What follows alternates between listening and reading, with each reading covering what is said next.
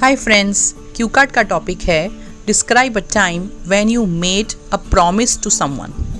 अंदर के क्यूज हैं whom did you make the promise to, what was the promise, why you made the promise and was the promise easy to achieve। अब पहले इसका meaning समझेंगे।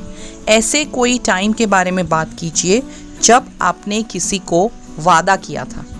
Okay, ये जिसको आपने वादा किया था वो कौन था, प्रॉमिस क्या था और आपने ये वादा क्यों किया और क्या ये वादा निभाना आपके लिए आसान था।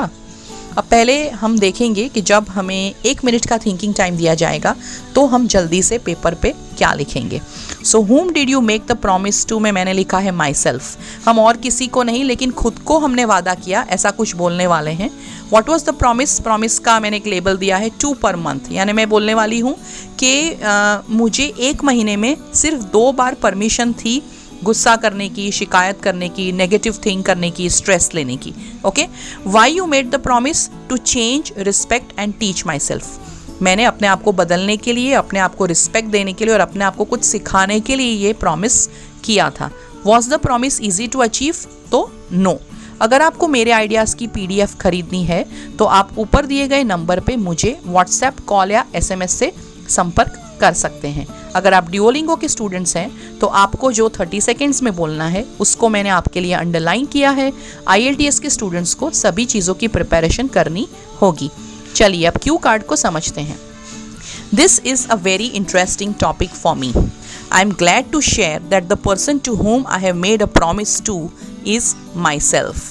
ये मेरे लिए एक बहुत ही दिलचस्प टॉपिक है, भले ही हो ना हो, बताने में हमारा क्या जाता है। मैं बहुत खुश हूँ ये आपके साथ शेयर करने में कि वो इंसान जिसको मैंने कोई वादा किया है वो और कोई नहीं, वो मैं ही हूँ। So it is none other than me. Okay, और कोई नहीं लेकिन मैं ही हूँ। Sounds strange, but I'm really proud of it because until now I have not let myself down and I have not broken the promise। ये थोड़ा विचित्र सुनने में लगता है लेकिन मैं बहुत ही प्राउड हूँ, मुझे गर्व होता है अपने बारे में क्योंकि up till now मैंने अपने आप को नीचा देखने का मौका नहीं दिया है और ये जो वादा है वो मैंने तोड़ा भी नहीं है।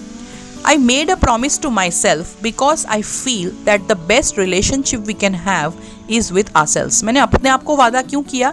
क्योंकि मैं ऐसा फील करता हूँ कि हमारी बेस्ट रिलेशनशिप अपने आप के साथ है, किसी और के साथ नहीं लेकिन अपने आप के साथ है। If we can love and respect ourselves, only then we can love and respect others।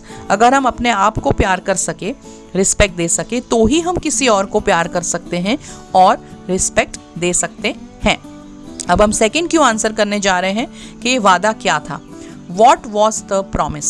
Well, this is very unique and special। Promise क्या था? Well, ये बहुत ही खास और विशेष था। It is the promise of only 2 per month। ये promise था 1 महीने में सिर्फ 2। सो अब हम इसको समझाने जा रहे हैं। Let me explain this। Okay, मैं इसको समझाता हूँ। This means I will allow myself to become negative only 2 times per month। इसका मतलब है मैं अपने आप को परमिशन दूंगा नेगेटिव होने की सिर्फ महीने में 2 बार।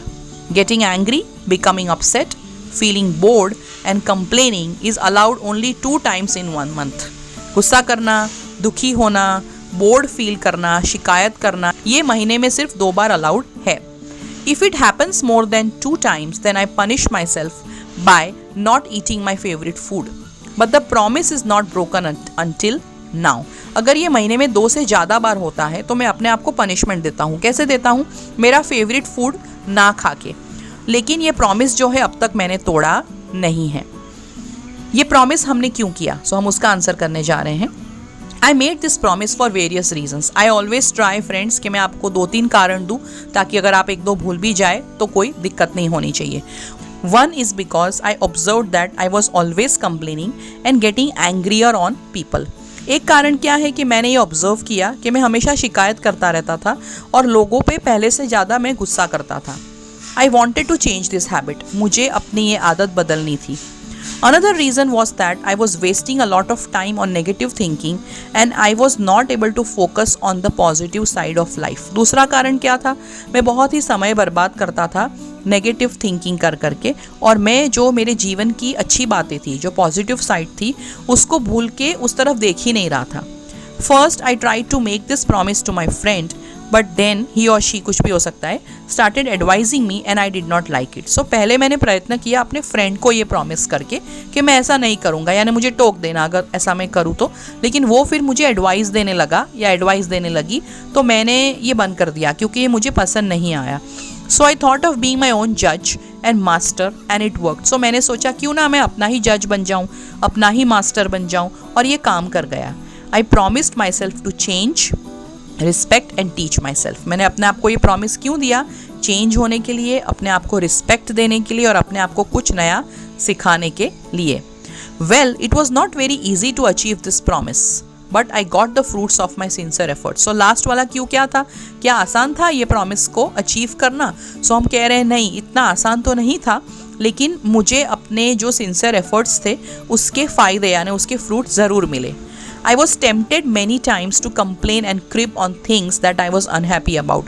मुझे बहुत बार ऐसा मन हुआ, टेम्पटेशन हुआ कि मैं शिकायत करूँ. Crib is synonym of complain. Okay, उन चीज़ों के बारे में जिनको लेके मैं अनहैप्पी हूँ, दुखी हूँ. Gradually I developed the ability and power of forgiveness and acceptance. धीरे धीरे मैंने क्या डेवलप किया? एक पावर, एक शक्ति डेवलप की लोगों को माफ़ करने की और स्वीकार कर लेने की. I started writing down my feelings and I worked on them. मैंने अपनी फीलिंग्स को लिखना शुरू किया और उन पे काम करना शुरू किया. I gifted myself with small things like ice cream, clothes, books, whenever I felt proud of myself. जब भी मुझे अपने आप पे गर्व हुआ, मैंने अपने आप को छोटी छोटी चीज़ें गिफ्ट की, जैसे कि आइसक्रीम खाना, नए कपड़े खरीदना, किताबें खरीदना. Initially this was difficult, but now it is my habit to be happy and positive human being. पहले ये टफ था, डिफ़िकल्ट था, लेकिन अब ये मेरी आदत हो चुकी है कि मैं एक खुश और एक सकारात्मक ह्यूमन बीइंग बनूं. सो ये भी थोड़ा सा स्पिरिचुअल है, मैं जानती हूँ, लेकिन क्या आपको नहीं लगता कि बहुत ही यूनिक आइडिया है? अगर आप इसे बोलेंगे तो आप सबसे अलग हो जाएंगे कुछ नया बोलने में. So remember that always talk something different from others, and it's okay if it is simple, it is okay if it is easy, but you should maintain the flow of talking good English. All the best.